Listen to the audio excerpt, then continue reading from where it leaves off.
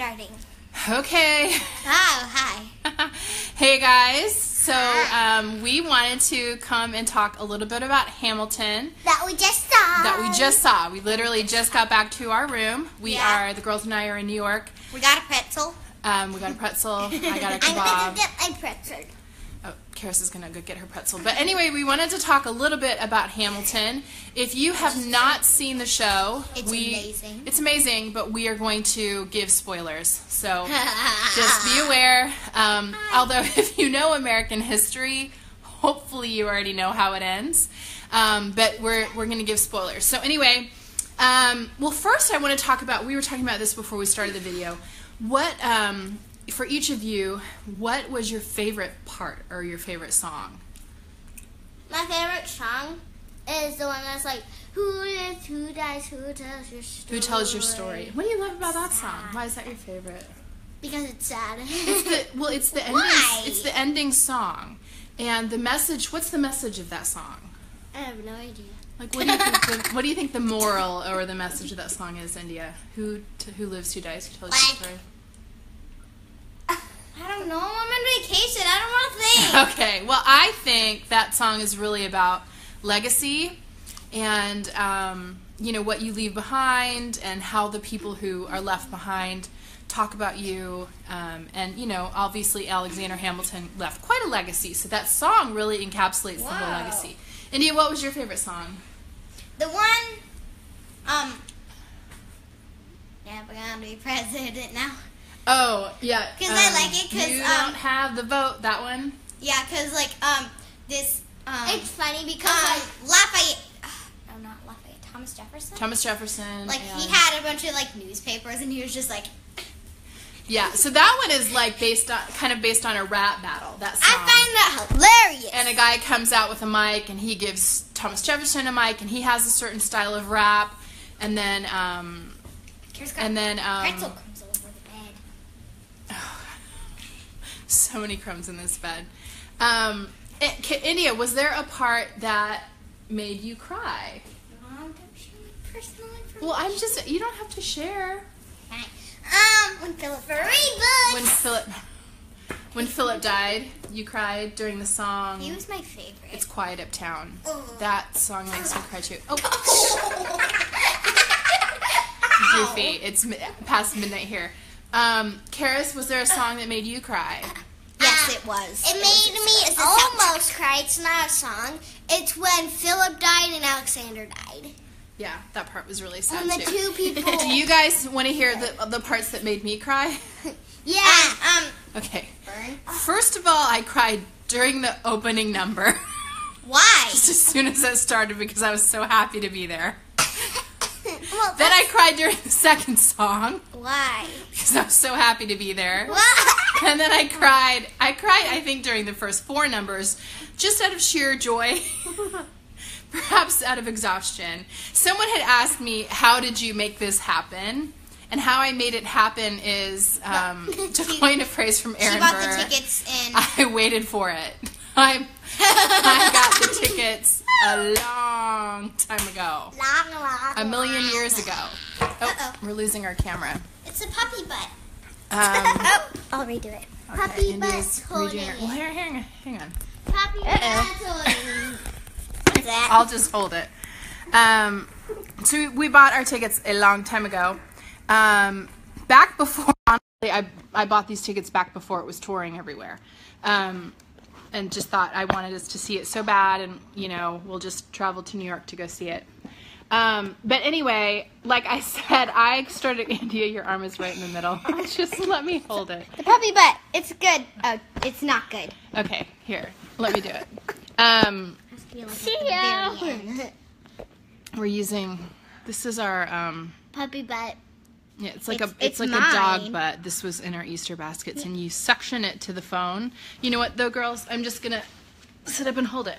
You suction it to the phone, and we are actually. I will show you. We are sitting in our Airbnb. So how we did this is I bought the tickets a million years ago. I bought them a really long time ago, and then they were their Christmas gifts. Wait, so that's when I gave the tickets to the kids. Mom bought them when we weren't even born. You were born. And then what I usually do when we come to New York is I usually get an Airbnb because it's so much cheaper. So much cheaper than a hotel, and it's so much bigger than a hotel room. And I'll show you the view. Let me show you the view. We are, hang on. I'll just turn it. Watch, I'll just turn it. We are literally right inside the theater district. In fact, and our building, it's so right here. In front of Kinky Boots. I'll show them the sign. Okay, Andy is going to show you guys the sign. There's, oh shoot, it's like super blurry.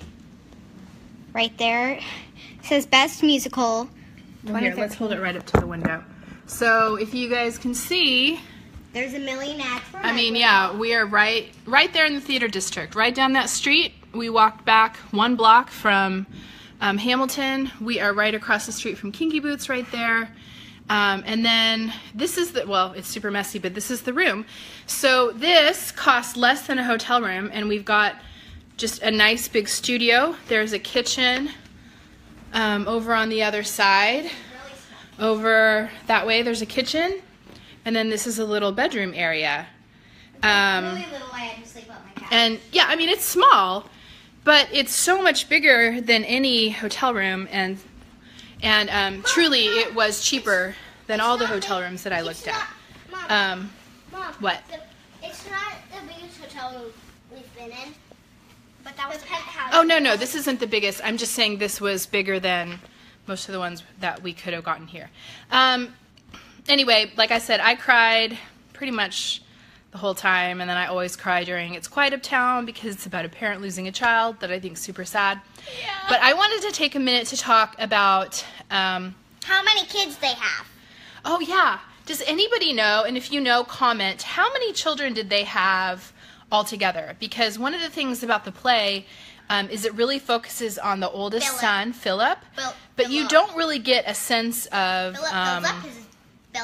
how many kids they had altogether. There is a time where it says sons and daughter, but anyway, I think they had a lot of kids. I feel like I read it was 7, but maybe someone else can Google and tell us. During his rap, he's like, I have a younger sister, but I want a younger brother. 7 or 8, 8. Rachel says it's 8. So, okay, maybe they had 8 kids. But they don't really talk about the kids. But what's interesting, and the part that always gets me, and it gets me, I cry so hard in this part, is in that last song that Karis mentioned, Who Lives, Who Dies, Who Tells Your Story, the fact that his wife goes on, because he was an orphan, and his wife goes on to establish the first orphanage in the city. She's going to start crying. You don't know me. And she... Shush. And she goes on to help raise like so many children. So that's a big part of his legacy. But one of the interesting conversations we had after seeing the play was he a good guy or a bad guy? He was a goodish guy with bad stuff. So, it's a really complex character. And I had to think long and hard when I decided to take the girls to the play because there are some adult themes for sure. Like the bad words. Well, there are bad words. Like thousands and hundreds and like, Karis, welcome to New York. There are lots of bad words. But more than that, there's a theme of adultery, and he hurts his wife. He really hurts his wife. By kissing another girl, even though he's already he kissed another girl.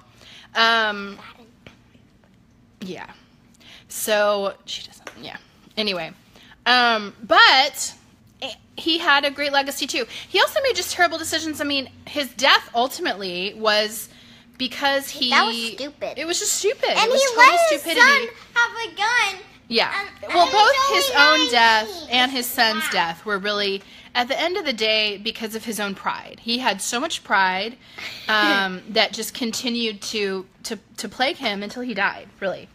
And so there's really a lot to learn from this character. I mean, for one, that people are complex.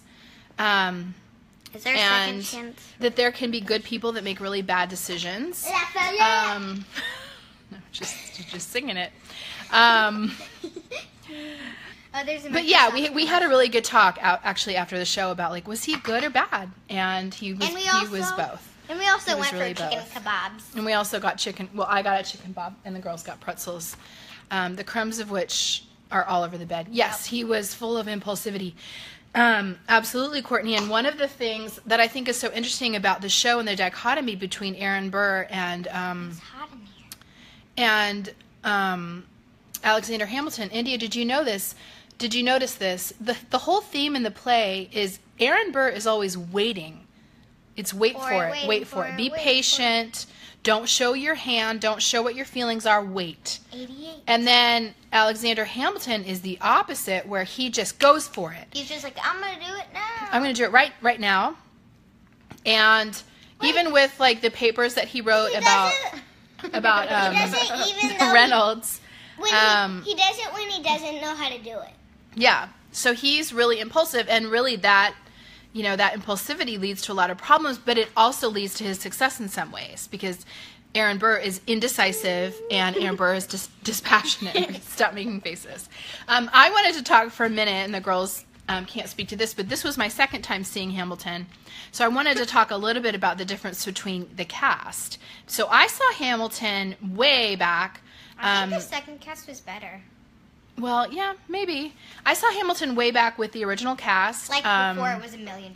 Yes, I saw it before it became popular. I saw it before it won all the Tonys, and really I saw it because it was this guy that I loved, Lin-Manuel Miranda, and he had written a play called In the Heights. In the Heights, thank you. And In the Heights is one of my favorite shows, and so I was in New York, and there's this new play out by Lin-Manuel, and I'm like, I'll go. And it was, I didn't know anything about it. I knew nothing about it. And like 2 songs in, I'm watching going, oh my gosh, like this is groundbreaking. This is insane. And so part of my tears in the first couple songs of the show were just that memory of like seeing it for the first time and realizing like I was witnessing this totally genius thing happening. And of course, then tickets, it won all the Tonys, and then tickets became $1 million. But I saw it, you guys. I think I paid $89 for my tickets when I first saw it, because it was just a random Broadway show. And Lin-Manuel was not nearly as famous as he is now. I mean, In the Heights was a great play, but he wasn't like the darling of the musical theater world. Oh, hang on. She's doing the vending machine dance. We have a little dancing. A little dancing interlude. On my birthday. Oh yeah, this is Karis' birthday. Like we were on a plane at 1 o'clock in the morning, and then we're just like. But it was hard to watch it with a different cast, because I really felt a lot of affection for the original cast. Now I was interested to see how I would feel about Lin not being in the lead role. I think Lin-Manuel, I have mixed feelings. Well, I don't have mixed feelings about it. I love Lin as an actor, love him as a rapper. He's not the best singer. And so I was curious to see what it was like without him and someone with a stronger voice. But what was interesting is this guy wasn't super singy either. Yes, Karis. Hang on. Lin is watching that right now. What? What if he's watching that right now? Oh, what if Lin-Manuel? Yeah. He could be, you never know, but I probably think he's not. Oh, and another fun thing is I didn't realize this, and the guy playing the king was Brian Darcy James, who I love. He sang, God, I hate Shakespeare. Yeah, he sings in one of our favorite shows, which is called Something Rotten. So it was fun. It was a super fun surprise. He walked out on stage, and I hadn't looked at the program because I didn't think I knew anyone in the show. And he walked out on stage, and I'm like, what? Wait a minute. And yeah, it was Brian Darcy James. Also, who's fantastic. He sang, some musicals have no talking at all. And that musical had no talking at all. Yeah, there's a really funny song in the show called Something Rotten where they explain musicals for the first time and how some musicals don't have any words. It's just talking. And how they'll stay on the note for a long time, but then they'll change, so you know that part matters. It's very funny. Anyway, sometimes they stay on the note for a long I still enjoy the show without Lin, but I did really miss him. I didn't love the lead that we saw. I thought he was okay, but I thought, you know what's interesting? Really I actually have a friend who was up for the role to take over for Lin, and he didn't take it. And one of the things he had said was, you run the risk of being an imposter or doing an impersonation of Lin-Manuel. It's just such an iconic role that you can't really make it your own. And I do think that this guy It did kind. It was literally made for Lynn. It did kind of feel like he was doing a Lynn impersonation a little bit. Now, I will say, I really missed Philip Leslie Odom Jr. Like, oh my gosh, a lot. Lafayette. I mean, the guy playing Burr was great. Everybody was super talented. But man, I really loved Leslie Odom Jr. And I mean, during his songs, when I saw it in the original cast, you were just brought to tears just by the power, the sheer power of his voice, but also his acting ability. I mean, he's an incredible actor. So what I thought was saddest was the guy that takes in the hospital reins, Lafayette. Oh, you thought that was saddest of the original cast leading? Wait, Mom. Yeah, and where'd you get this shirt? Oh, she's got her work shirt on. Someone wants to know where you got it. Amazon. I think I got it from Amazon. Yeah, because I that's the only place it took I buy like things. A month to come. Yeah, I think it came from China via Amazon. It actually came from. It was weird with what's the guy's name that played Lafayette? Oh my gosh, I'm tired and I'm blanking. Thomas Jefferson Burr. Anyway, the guy that plays Lafayette who played it in the original cast was like this really thin guy. And now he's the guy that played the new Lafayette / Thomas Jefferson role looked like Gnarls Barkley. Like, it was such a big difference. Oh, Marina says hi. Hi, Marina. Wait, let me see Marina. But anyway, I mean, all that to say, it was still an amazing show with a different cast. But yeah, it was still great. I mean, it is just, oh, look at my cute little girls. We'll having a little snuggle fest. Oh, okay, sorry. Go away. Anyway, it was just a really fantastic show, and you know, it's Daveed Diggs. Thank you. Daveed Diggs is the guy that played Lafayette and Thomas Jefferson before. He was so good. But I really liked his replacement. And let me say this: one of the things I liked. Okay, so the new guy who looked like Gnarls Barkley 100% was not coming in and doing a Daveed Diggs impersonation. He took the role and did his own interpretation of the role, and I think that's where he won. Oh, he's the genie from Aladdin. I didn't even know that. But that makes so much sense now that you say that. It makes a ton of sense. He's a really good actor. But yeah, he didn't do, it wasn't an impersonation of Daveed. It was his own take. Mom. Okay, so. Oh, she's gonna blow your mind right now. That's an image of him from Aladdin, but it's in the program for. His eyebrows look different. Yeah, a little bit different. His eyebrows are on flake. On fleek. On fleek. On flake. Shh. All right, I think that's our cue to leave. I think they're a little punch drunk. It's late here. We had to take a nap. Anyway, the big surprise for the girls tonight was. No, tomorrow. Yeah! What are we seeing tomorrow? Shh. Okay. We have neighbors. We're seeing Dear Evan Hansen tomorrow night if we don't get kicked out of. We are seeing.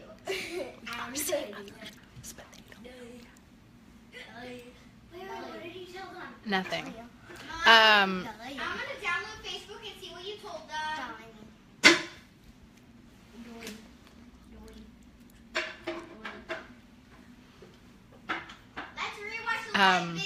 So yeah, I don't know if you can read my lips. I don't know if that was effective at all, but anyway, yeah, our neighbors love us now.